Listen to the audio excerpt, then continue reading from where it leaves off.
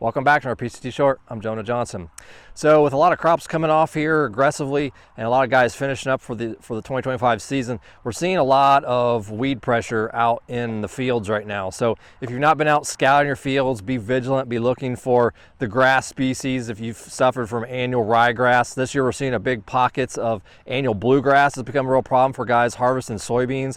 And so we're seeing, of course, the traditional broadleaf weeds that emerge in the fall in our winter annuals like purple dead nettle and henbit, of course annual bluegrass, and some guys have annual ryegrass. If it haven't germinated, will be germinating, so be vigilant of those. The big pressure we've heard with the growers right now is on annual bluegrass, so that is obviously a weed that's germinating here in the last couple weeks. And guys had asked, would a post application back in June and July with another stacked residual help this, or if they'd included a clethodim product, for example? And 9 times out of 10, the answer would be no, because by now, when these weeds traditionally germinate in the end of August into September, the residuals would have been extinguished in the soil. And so these are something that needs to be attacked this fall. And so go out there with a high rate of glyphosate and, of course, some type of growth regulator, whether it's 2,4-D or dicamba.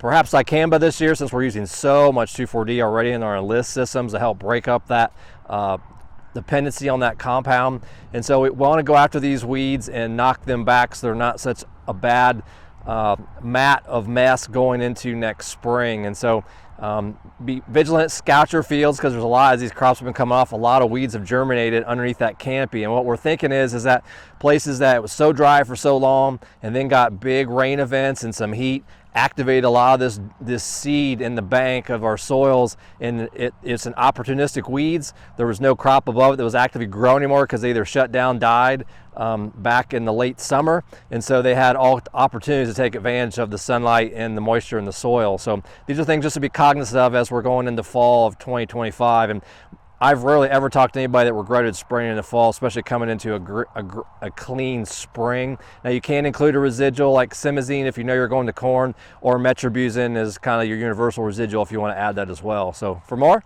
follow us on PCTnutrients.com. I'm Jonah Johnson. Thanks for watching.